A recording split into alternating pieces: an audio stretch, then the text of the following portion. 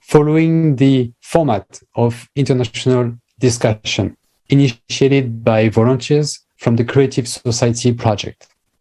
This initiative followed the unprecedented event that happened on the 7th of May, 2022. The International Forum, Global Crisis, We Are People, We Want to Live, who took place. It was streamed on thousands of platforms and simultaneously interpreted into 100 languages. The wave of crucial information started on that day, thanks to the hard work of hundreds of volunteers, driven to one goal and one goal only, to bring back the truth to people. It is simply the most important initiative for mankind and the future of our civilization, spreading the truth and making people aware of what we are facing now is, and in the near future, as well as what we can do about it, which is the most important thing. So, talking about action, dear viewers, you are invited to take part of those international discussions. So please, if you watch the forums already, you can write to the official email info@creativesociety.com, because now it's time for everyone to speak up. Thank you. Many people all over the world see that the current format of relationships in our society is not working out for 99% of the population.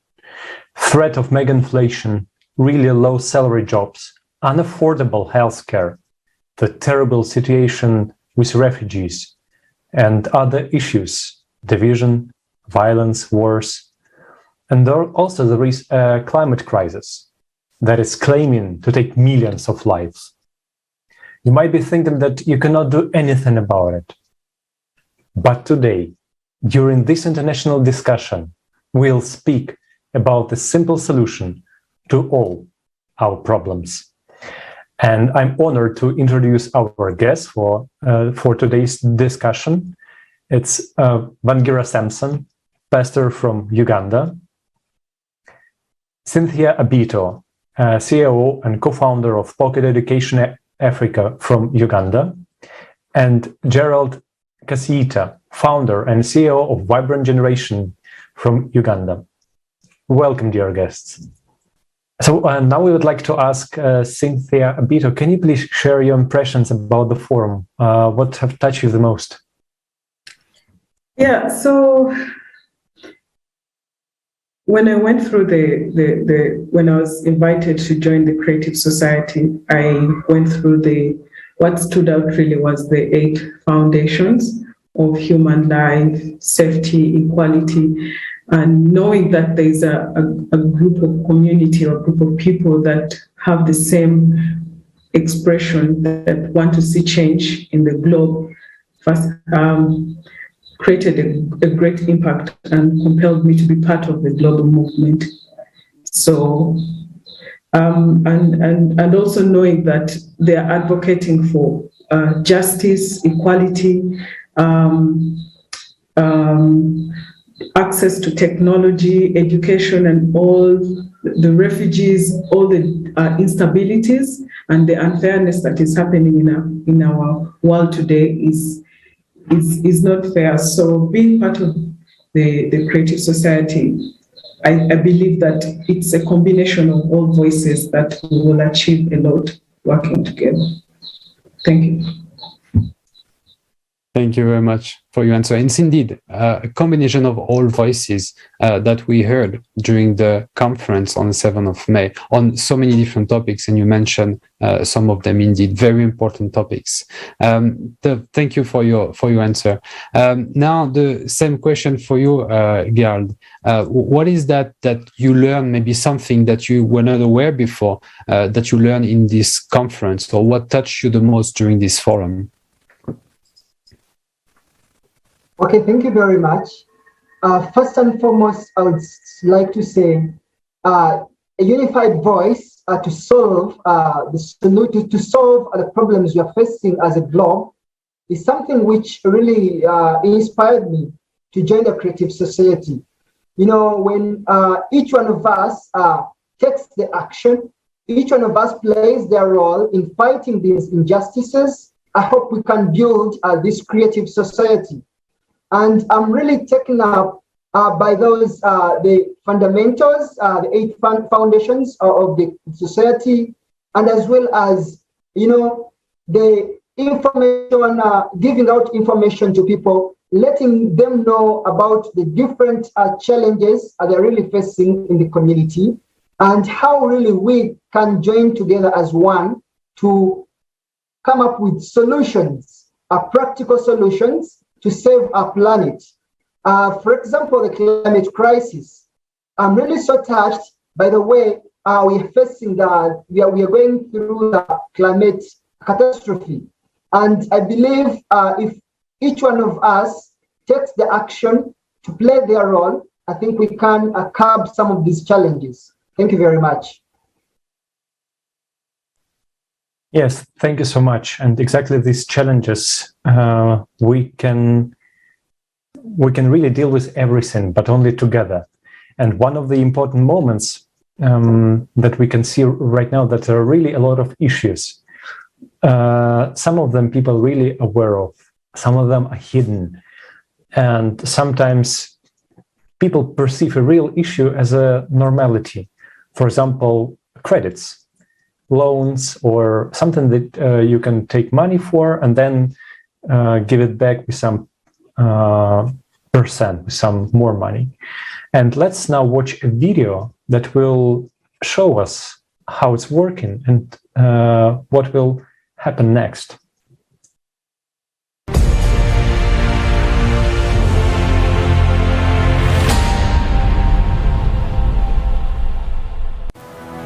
The credit needle. Heavy financial dependence which the whole world has been forcibly hooked on. In 2020, the global debt was $226 trillion. This is 2.5 times more than the total world income. Our debts are already more than we can pay, but they keep on growing. Most nations are in credit bondage, but in the end, all these debts fall on people's shoulders. The national debt per person is $84,000 in the USA, $44,000 in France, $49,000 in Italy, $95,000 in Japan. In our society, everyone is a hostage of the financial and credit system from the birth. Did you know that? These debts have the effect of raising the price of everything you buy. You're no longer paying more for the goods themselves, but you're paying more interest back to the global banking system. And do you agree with that? Rising prices force us to borrow over and over again. Every one of us has been made a credit slave. But you're not a slave to the consumer format. You are a man of the creative society. A creative society means guaranteed high wages and full social security. It is zeroing out the foreign debts of all countries and writing off loans to people. Connect to the international online forum, Global Crisis, We Are People, We Want to Live, on May 7th, 2022. Share this video, repost it.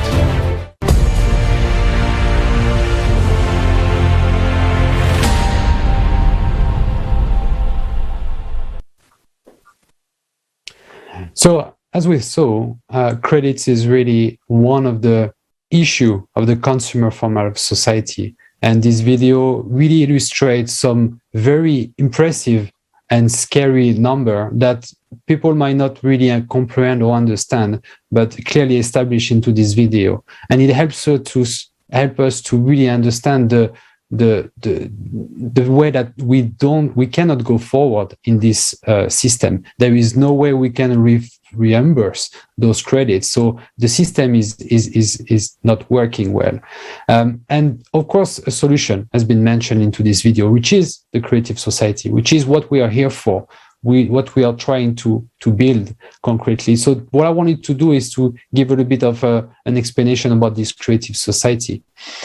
Creative society is basically a society that has been voiced by millions of people all around the world.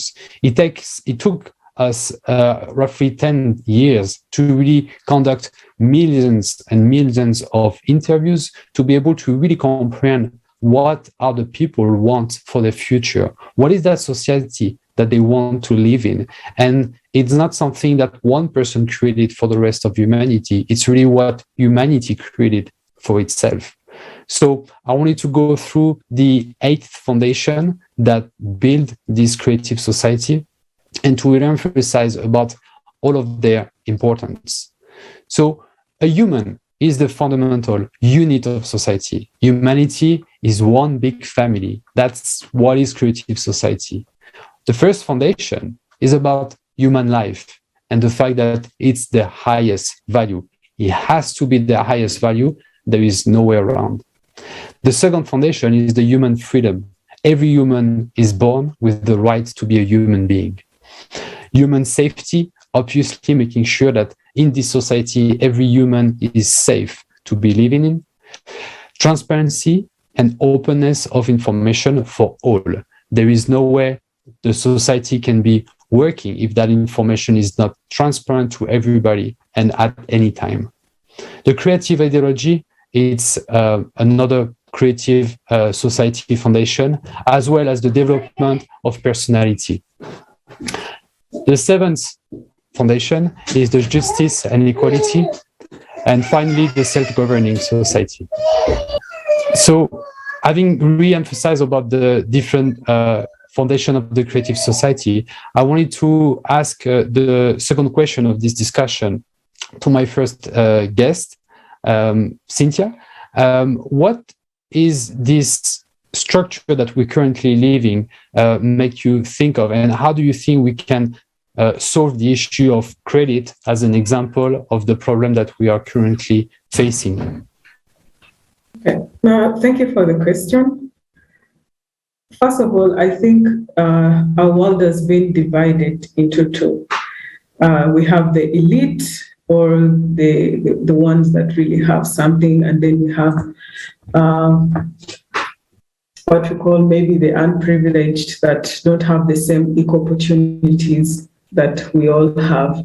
And the division between the two has brought a lot of diversity in our societies, in terms of other people struggling to get access to quality education or clean water, development, equal opportunities in technology. So those differences cause a lot of frictions.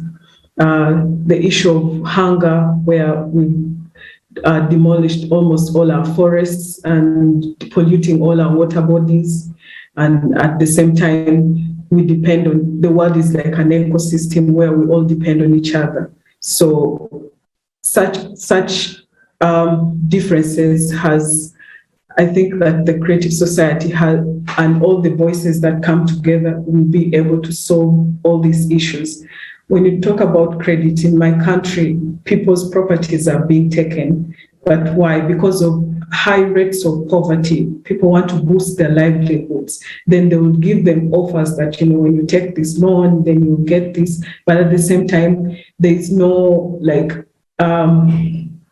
they don't educate them, first of all, but they bring this to you and tell you, if you borrow money, then you can pay back with an interest. But then you don't even have the resources or the jobs to be able to allow you to pay those loans. So then you end up still going back to poverty, getting back to lack. So how do we solve the issue of credit? Like creating safe spaces, especially that boost agriculture. There are very many different formats of nowadays that technology has brought different ways of growing or farming. Like I know about permaculture, where you can grow in small spaces, that we don't really have to rely on credit. We can have self-sustaining communities where you can have access to clean water, you can, processing, add value to the agricultural products, like creating different different products and services that can allow people to self-sustain themselves. Thank you. Thank you so much. And it's really, I'd like what you said, that we can solve all these issues together, because really with united human potential, with united resources, we will be able as a whole united humanity overcome all the difficulties that people right now have in different countries locally. Because it's easy, like from global perspective, we just need to unite. And I would like also ask Pastor Wangira Samson, can you please share your impressions about the forum? What impressed you the most? What do you remember from the forums? Thank you very much. First of all, before I go to the point of interest in question, when you look at the society, first of all, is so helpful that it will have one major impact of information giving, because besides this that we are going to discuss about today about loan slavery, what is more important is the information. And when I looked at this creative society, I loved it so much because it's going to open up the minds of the many people. Because people, just like the Bible says, that my people are perishing because they lack knowledge. So I want to appreciate us so much for this creative society. I have loved it. For one, I feel the information is going to reach the far, and so it's going to redeem a number of people. So I want to appreciate us so much, and I pray that God will guide us through as we continue until when the major goal will be achieved and will come to pass. Because, living means one is welfare. Are you able to get... I'm sorry, Pastor, please continue. I think we have turned off your camera because your sound quality was not so good. Now we at least can hear you, so we'll put photo. So I was speaking about the problems that are the major challenges, especially affecting people who are suffering from loan slavery, having loans here and there. The standard of living is poor simply because loans alone make somebody pissed off. You don't feel comfortable. You don't feel worthy because wherever you look, you see fear. There's fear because everywhere they're demanding. So people are living under poor standard of living simply because of loan slavery. And when the poor standard of living is experienced, automatically the cost of living becomes high. Because look at the situation where you cannot afford having soap, you cannot afford having shelter, you cannot afford having clothing. You realize that the cost of living is high, even when things are cheap, because now the level of poverty, you are at zero. Still under loan slavery, we are seeing family breakdown. We are seeing families are breaking down, marriages are breaking down, because where there's loans everywhere, it means the poverty level is really rising, is really high. And so when you cannot afford the necessities in the family, we see now a family is breaking up. In Africa, somebody gets a loan, pays school fees using a loan, and then has no source of income to repay that loan back, and again continues paying fees for the same children. So at the end of the day, we register a big number of school dropouts being a problem as a result of loan slavery. And then look at also loss of property and business. You see, in Africa, for example, in Uganda, when you have to get a loan, let it be from the bank or any kind of money or financial institution, they need what we call security. So in most cases, you put in the security of land or a house or a business. So in case you fail to repay, then automatically they will come and take over your land, your house, or your property. So people are losing a lot simply because of having loans here and there. Yeah. Now, some other challenge also, people lose status. Where you were moving as a, like now us, like me, a pastor, where you're moving as a servant of God, you speak to people. Now, assuming the people you're pastoring in the church are people who are demanding you. you begin thinking small, you see? You lose the status. People stop respecting you. And yourself, you can even lose self-esteem. You feel really you are not worth it. So that's another problem. And so look at also loss of friends. If people who are lending you, people who are demanding you, have been your friends for a long time, what if you fail to pay them? Automatically you're going to lose them. Hence a problem. However, I also wanted to briefly talk about what could be the solutions to this. As my colleague spoke about diversification of sectors, for example, going agriculture.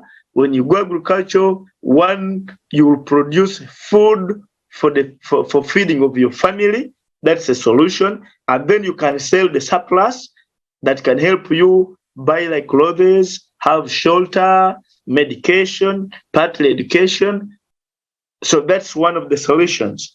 And then the major solution, according to me, is first of all identifying why and how was.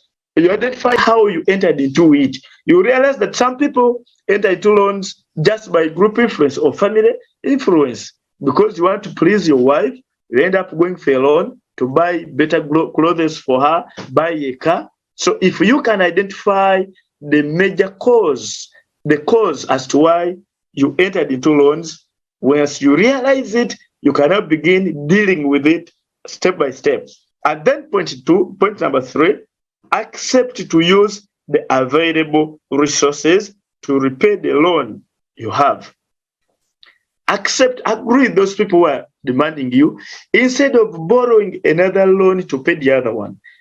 Be free with them, share with them, and accept to use the smaller resources you have, pay them step by step slowly, and one time you will get there. And then also lastly, it's better for one to decide not to go for unnecessary loans again. Yeah. So briefly, I want to say thank you. However, as I finish up, I was noting something small down about the causes of loan slavery. Why do people go for these loans? In the summary, one I said, peer pressure, bad peer pressure. This could be family or friends. You look at people driving, you don't know how they earn their money, you don't know how they get their income. You also go because others are driving, because others are eating well. You force yourself to raise the standard. That's one of the causes in Africa, because now I live in Africa. I know what's happening in Africa, like in Uganda. And then to excitement. When you get some money at once, you put it into a bigger investment where it is not enough. Now you look at the project you have started, it is incomplete and the money is over. So people end up going into loans, assuming they will accomplish the project and maybe gain a way of paying back. At the end of the day, they fail to pay back. And then also, we have expectations. You look at what's happening in the world, you say, I expect by next year, this season to have given me a lot of money. So you go and borrow, expecting the garden, for example, to give you a big harvest. And if all goes on wrong, maybe hailstorm and weather changes, when the season becomes poor, you fail to pay the other loan. And then also competition for standard of living. And this one has seriously disturbed the youths and also the women.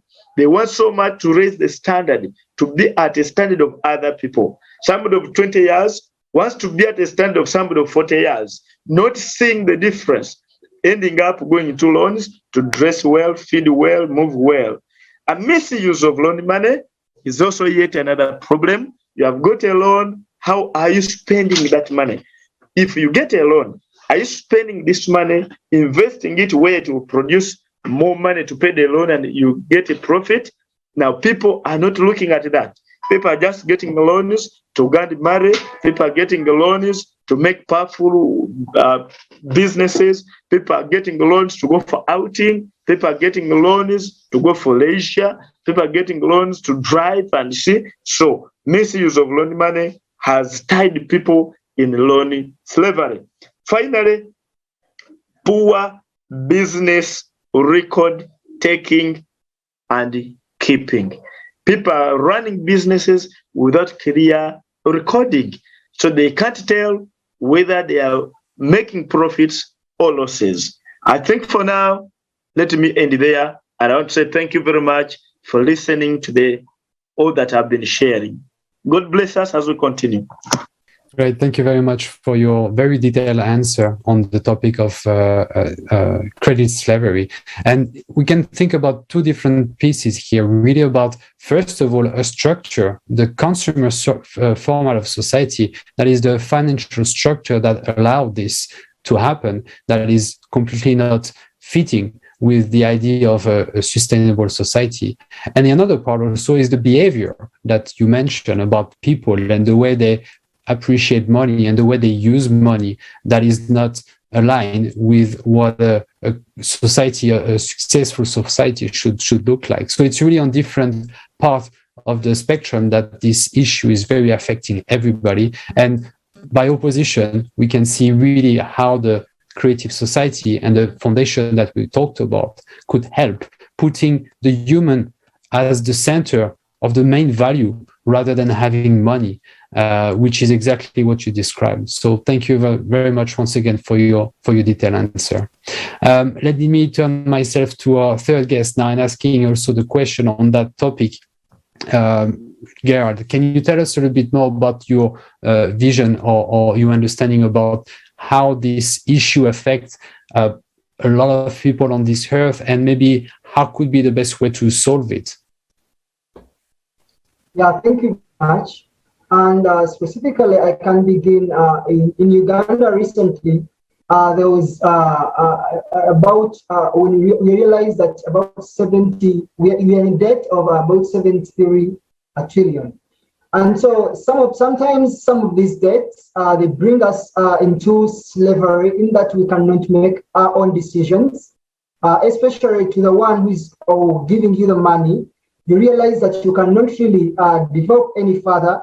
And most of the times, when you take up these debts, unless, as my friends have really mentioned most of the things I could say, I just really want to emphasize that for us to control the amount or the debts before we take up the debts, we need to really look at why are we really taking it up. And also, as a creative society, how best, what opportunities can we really provide so that at least as we provide these opportunities, they can be able to help people have a sustainable living. And you realize that African countries, most of them are depending fossil fuel dependent countries. And therefore, when they are more or depending on the fossil fuels, and these are part of the things which are leading to the climate crisis. And where we have the climate crisis, you realize that even the harvest, the water we take, and the food insecurity, the peace and stability are all entangled. So therefore, this is going to lead us into the different other debts. It's going to, because we cannot be able to sustain ourselves, we are going to go into debts. And as a result of these debts, they're going to lag us behind, and we cannot continue to function properly well. So some of the things I think we can think of, how else can we have decent opportunities, especially in this case, maybe for the young people, for the old people, what alternatives can we really have for them at least to have a sustainable future, so at least we can be able to eliminate some of these debts. Thank you very much. Thank you. That's really a very great question. How we can really afford things, especially when we are, for example, young and we have a lot of ideas, a lot of energy to do something best and good for the whole humanity. I remember myself in this time when you are young and you're really thinking globally, you want to really contribute a lot. But our consumerist format just cut these hopes down because of different relationships, because of different systems, conditions. They just not allow people to implement their good intentions into real actions. And, this question is really important because we see that our technological progress is really spread right now. We see a lot of advances, we see many developments. But I have a question. Where are they? Why we are not seeing it implemented in our life? Why people who are still become refugees, they still live in small houses, or you cannot even call this houses. And I invite you, dear viewers, to watch a detailed video about that.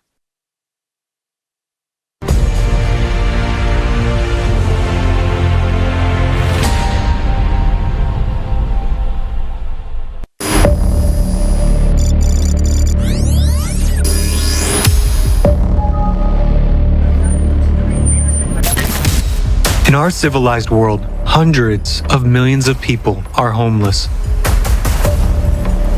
People live on the streets like stray dogs.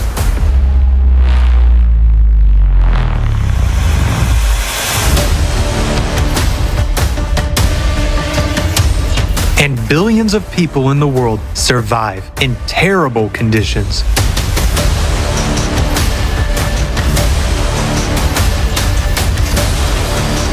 This number is increased by dozens of millions of refugees every year.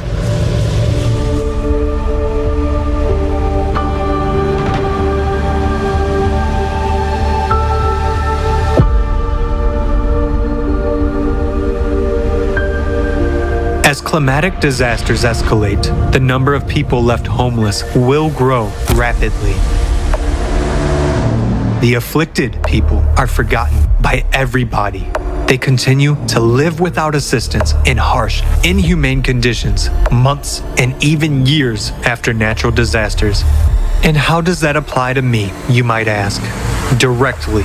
In cruel conditions of the consumerist format and the growing climate crisis, you have only two choices. Either you stay on the street or those left homeless come into your home. Why are we allowing this to happen if we have modern technology? After all, there are already solutions in place that can expeditiously provide people with housing. At the beginning of the epidemic in Wuhan, China was able to build a hospital having 1,000 beds in just 10 days, using modular construction technology. A few days later, the building of the second hospital was finished. The construction process could be watched live on TV. Earlier, back in the year 2003, a similar hospital for the treatment of SARS was built in Beijing within only 7 days. In India, a building record was broken in 2012 for a seismically stable 10-story building within 48 hours. And in the year 2021, in China, a 10-story house was erected within only 28 hours and 45 minutes. Small, self-contained modular units had been prefabricated at the factory. After the basic structure was assembled, the specialists installed water and electricity in the building. The high-rise building was finished, fully furnished. In the portfolio of Chinese developers, there is experience of building a 30-story, 5-star hotel within 15 days and a 57-story skyscraper within 19 days. It's been 4 years now that there's a technology for the production of folding houses. The assembly line produces folding structures of about 35 square meters, and they take only 48 minutes to assemble. Not hours, minutes. The owner only needs to bring a sofa in because plumbing, kitchen furniture, and appliances are already included in the package. The houses are fireproof, frostproof, waterproof, and resistant to hurricane-strength winds. 3D printing technology allows, in just 1 to 2 days, to build houses of different sizes and a number of stories. The houses are affordable and take only a few weeks to be ready for accommodation. In order to print walls, a 3D printer can use the building materials of the area in which it operates. Those include concrete mix, sand, stone, and even volcanic ash. The houses are earthquake resistant. Back in the year 2014, a Chinese company presented houses built with the help of 3D printing technology at a cost of just a little over £3,000 sterling. A year later, it improved the technology and printed a 5-story house. Such technology could provide housing for all people while preserving their lives and health. But in a consumer society, the first question is not how to save your life, but how to make money off that. In the consumerist format of society, you are left alone with your problems. In fact, nobody cares about you. It's time to change from the consumer society to the creative one. In the creative society, the life of each person is important. Human life is its base and foundation. That is why technology is used for the sake of life, but not for the sake of profit. And technology is aimed exclusively at improving the quality of human life. As you can see, the technologies that can provide every person with a home already exist, but the conditions of the consumerist format do not allow their implementation. So, the only thing that can be done is to change the format to a creative one, because the creative society guarantees security for each person and therefore provides people with quality and comfortable housing. Tell everyone about this, and then we will quickly build the creative society.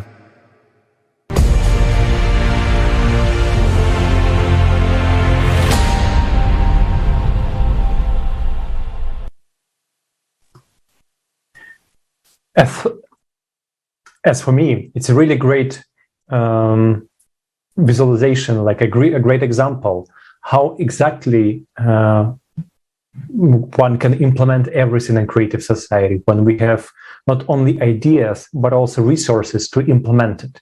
And that's a really great illustration. What are the differences between the consumerist format and the creative one? And together in the creative society, we can implement all of it and solve all of our issues and problems. Of course, when you just hear about it, you might have a lot of questions. How we can do that, how it will be possible, and it's clear. So I would like to ask you, please write your questions to our email or to our social media accounts, and we will be happy to make a question and answers section in one of our international discussion. We'll be happy to respond to most of the popular questions. Thank you. So moving on into the international discussion that we are in, I would like to continue on the topic. We just watched a video that really re-emphasized the issue of justice and equality, where not everybody can afford a house and not everybody can basically live properly, which is a really issue in this consumer format of society. As mentioned earlier, the creative society is focusing on 8 foundations, and one specific foundation of this society is about justice and equality. It's the 7th foundation. All natural resources belong to humans and are fairly distributed among all people. Monopolization of resources and their irrational use is prohibited. The resources are fairly distributed among the citizens of the entire earth. A human is guaranteed employment if or she desires, pay for identical position, specification, or professional should be the same all over the world. Everyone has the right to private property and income, however, within the limits of the individual capitalization amount set by the society. So, overall, referring to the equality and justice, my next question will go to Syntiha. How do you think technology might help us improving life of millions of people looking at the creative society? Thank you for the question. First of all, I would like to talk about my experience. At least I've got a privilege to interact and be among refugees. And seeing the life in the refugee camps is really devastating. First of all, people have lost their properties, they've lost their assets, they've lost their loved ones, and you see billions of money being donated to refugees for fundraising and all that, but then they're still kept in the same place where you find communities like young people resorting to crime. And at the same time, I saw in the video that, like, even if you think you're safe, you're not safe, because there'll be demand. They also want to survive. They also want to live. So they will still come to you and hunt for you. Or climate change will come and hunt for you. So those devastating, seeing people homeless, young children not having an education because of being a refugee, being in the war and the crisis. So technology, I believe, can bring great solutions to us. First of all, in terms of, like, the pandemic totally distorted the world and everything was destroyed, like people's livestock, people's livelihoods, people's businesses collapsed, people lost their loved ones. But with technology, we are able to, right now we are talking about the creative society because the technology has made it available. Why is it not accessible to everyone? There are 3D printers. We've been seeing the video where housing can be built in a week. Why is it that there are people that are still homeless and have nowhere to stay? So technology should be equally distributed among the community and easily accessible. Like for us here in Africa, we struggle. Like, you have to get in connection, even on like accessing the internet. You have to buy it, the consumer format. You have to buy your internet. Like, you have to, my kids study online. You have to pay for that. Why? But these are solutions, technology that was designed to make our lives easy, that can make us, make us flourish, make us change our living. But why is it that we still have to pay for such things? So technology has come. Today there is medicine, the vaccine for corona, for instance, or cholera, or we hear that even there's medicine that cures HIV, but some people don't have access to it. So why is it that we are having all these injustices, unequal distribution, of resources, of technology? So I believe with technology, we'll be able to handle the issue of hunger, first of all, homelessness in our societies.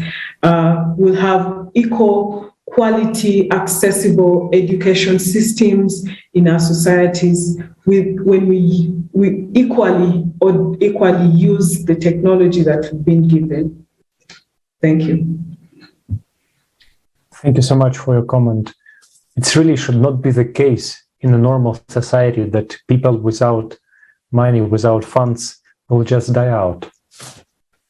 It's how can we even call our society civilized if it's happening when the money are in the first place? Why is it so? It's really like a good question that one can consider when he or she sees this inequality. Can we as humanity just do it in a different way, in a normal way, in a human way? Really good questions to ask yourself. And our next question is for Gerald. Kasiita, can you please share your view on the ways, or technical or maybe some others, to equality and justice in the society? Wow, thank you very much. To bring equality and justice in our society, I think, first of all, we could also look at ourselves as one individual, because we realize we are having a bigger difference between one another. You find the rich are very rich and the poor are very poor. So in this perspective, if at all each one of us considers themselves as unequal to the other, then I think we can have that equality. because looking at an instance of, for example, here in Uganda or in Africa, you find out that we have there's some opportunities which are like almost only for maybe the well-off, I can say. And if at all, if we are to consider equality, at least we need to balance up, develop the same way we develop the towns, let it be the same way we can also be able to provide the same services to the rural areas. So that at least, because we realize that even in the rural areas, that's where we're having the largest population of people in the rural areas. And especially these rural areas, these people are more dependent on farming. So as they're dependent on farming, and that means our livelihood, everything relies on farming. So that means to ensure the equality, we have to ensure that we balance up, give these people in the rural areas opportunities. Let them go to school. Let's have a position, good schools, a position, good roads, for them at least to be able to access some of these services. Unless we pay heed and see how best we can ensure that we can have each of us having equal rights, having equal ways of utilizing everything at our disposal, not just only a few individuals are taking over everything. You know, sometimes you find out that there is monopoly in some of the things. We find out that it's only a specific target of people who are only given the opportunity to use some of those resources, which makes everything difficult. But as a creative society, I believe we think of connecting people, giving them the right information, and letting them know that, you know what, each one of us is so important, and each of us has got the ability for everyone to be able to air out their views, for everyone to share, to be able to speak up. Because most of the times what is hindering the equality and the justice is when you keep quiet. You find that you're passing through, we've experienced a lot of domestic violence during this pandemic. And ladies could not be given the opportunity to speak up. And also young children. There have been a lot of child abuse, child neglect in the pandemic, and realize that some of these issues we've kept quiet on them.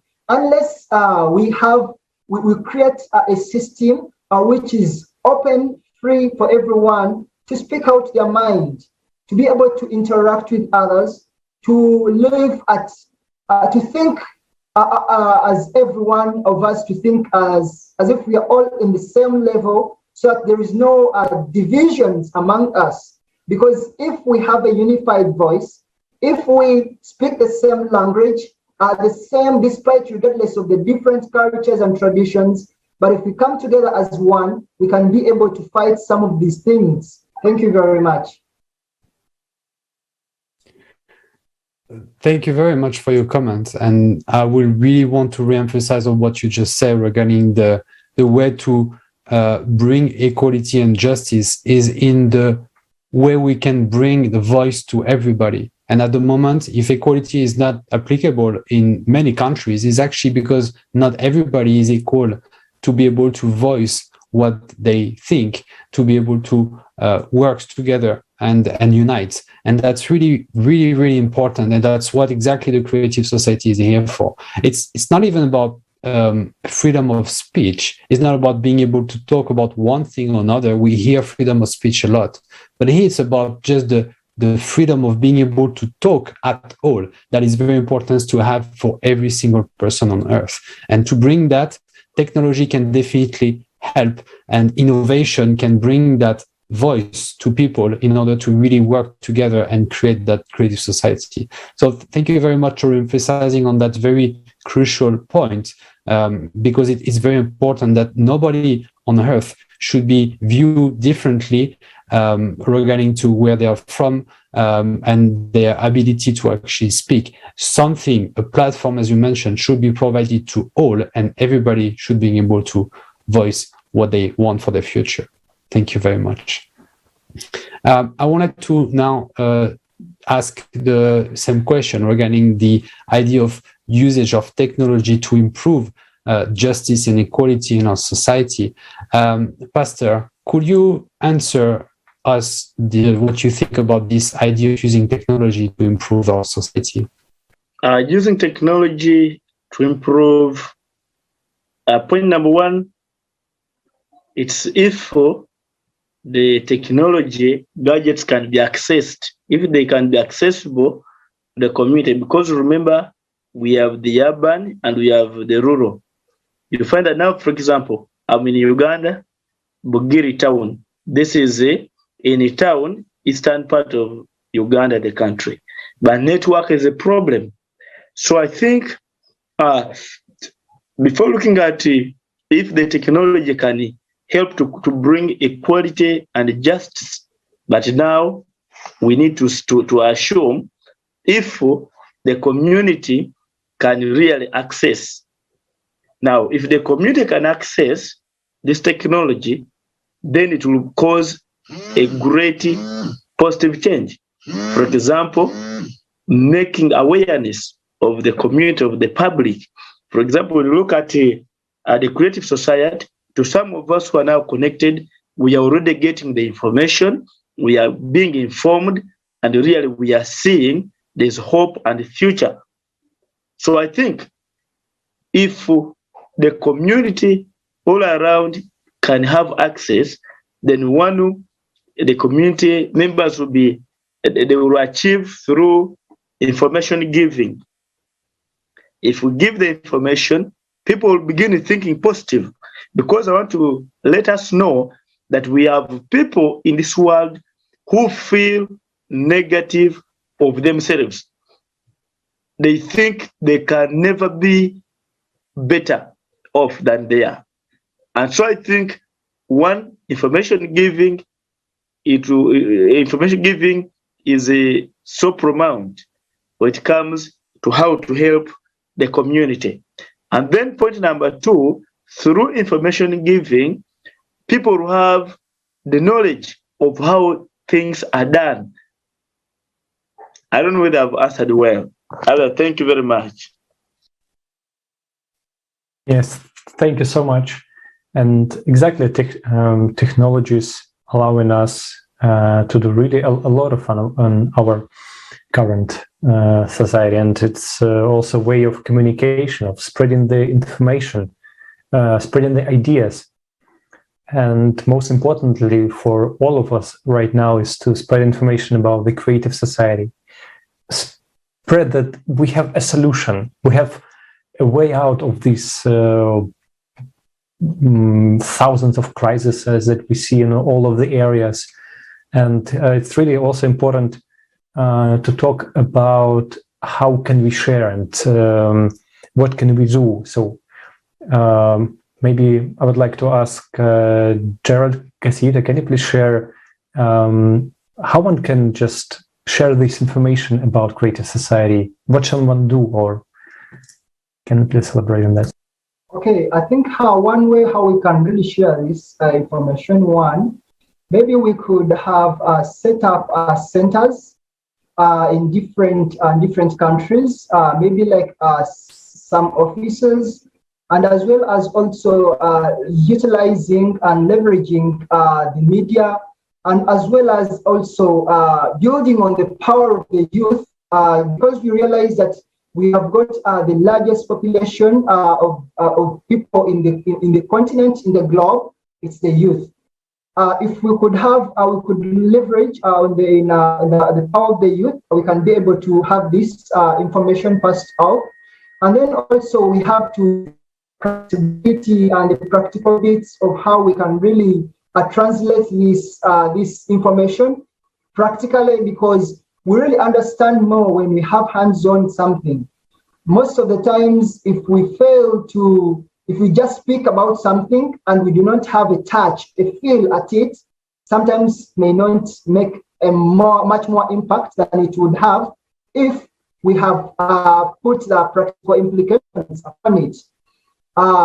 Say maybe we could also set up maybe like mini projects under this to different countries, and we have a different personnel following up at least the practical part, as well as also the online sessions, so that at least we can be able to enlarge these sessions. Thank you very much. Yeah, thank you very much for your answer and in detailing actually quite some of the activity that already the volunteers of the Creative Society are doing and even more. And I think the application, going to people and talking to them and spreading that information directly, it's very important in every country. We don't have to do it. Not one country will do it for the other. There is not one population that will build that Creative Society for the other. We really have to do it together at the same moment from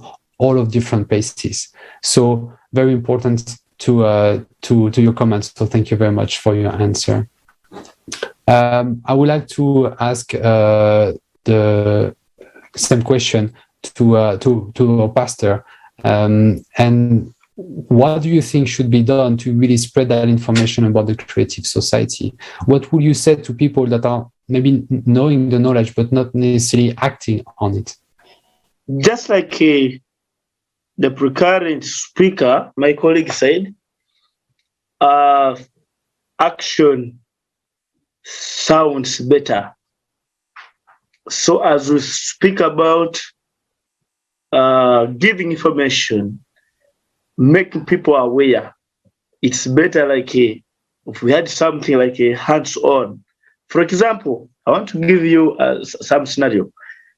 I happen to work with a project in training youths in how to make candle wax, rewashable sanitary pads. And when we were trying to implement this, I saw many of the youths awakening. You see, most of them were now seeing something that was showing them that there can be a future. Because, you see, in Uganda, particularly, poverty has taken over to a greater percentage. So when this project, when we were trying to implement youth how to make liquid soap, there are some who took it up with small resources. They are making and selling, trying to cope up with the situation, earning a living. Candle wax, sanitary pads. So I think as we give the information to the community, we need to have something in our training them on how to live and use the smallest income they can have. Yeah, just like our topic was all about loan slavery. People think that what we call capital is a large amount of money. So if we give the information with some small projects, this can open up their minds to know that even the least amount of money can be capital. Thank you very much. Thank you. And again, like with technologies, with a smartphone, people now really can do a lot, really can share videos, their understandings, everything with a lot of people. Dear guest, Syntiha, Abito, can you please share your story? Also answer one question. What can you say to people who are still silent after watching the forum? So what I can say, I actually talked to about 4 or 5 people about the Creative Society already, and I was telling them I'm going to be speaking on the international discussion. They're like, wow. So everyone was interested, to know what the Creative Society is, that you don't discriminate among people. You allow everyone to echo their voices. And that is what we need. That's what people want, to be given chances, to speak, to be given chances to access information. Knowing, some of the videos I've seen today, I didn't know that they can construct a house in 1 week. There are millions of people out there who don't know. So the Creative Society is a platform where we can all work together as a community, as a society, to change our families, to change our countries, to change the way, people live in terms of accessing resources. So myself, I'll be spreading the word, using my platform to spread the word, to make sure that everyone knows and hears about the creative society, that we can all come together actually, and us working together as a team, we can actually change the way we see things happening right now in the world. Thank you. Thank you very much for your very kind words on this action that everybody can have, basically. And really, I think it's all about us knowing what is going on and knowing also what is the solution to get away from our comfort zone and step into maybe the unknown of discussing about a topic that is for future. So we shouldn't be afraid, and we should be actually super excited about bringing such a diversity, as you mentioned, of different ways to everybody that fit with what they use as a media to make sure we can reach as many people and educating them. So thank you very much for your answer on this very crucial question. So I would like to very deeply thank our guests today for their courage and really dedication to bring the truth to people. Your actions are crucial regarding the situation in which we are all together. You understood that changes should come from each and every single of us, that nobody will do it for us, because we are the people and we want to live. If you also want to be part, my dear viewers, of the creation of the planet's future, if you have watched the International Forum on the 7th of May or after that, the recording, and if you like to participate in one international discussion like we just had today, please contact us at info@creativesociety.com. Thank you very much and see you soon. Thank you, dear guests. It was really wonderful to hear from you, to hear your opinion, to hear your understandings in this discussion, because every discussion is so valuable, because together from different perspectives we talk about one thing and we making it strong, we're making our understandings deep, and together we really enrich ourselves in every discussion, and it's a very important one about our future, about creative society. And we understand that creative society is possible. And dear viewers, if the information that you have heard today matters to you, and if you would like to be part of the Creative Society project, and would like to contribute to this greater good of all humanity, please take action immediately. Share this video to your social network. Start talking about this simple solution for the whole humanity. And once again, I would like to thank everyone who has participated in the preparation, interpretation, and broadcasting of this international discussion, of course, of the Global International Forum. Thank you so much, dear friends, for your action. And dear viewers, see you next time.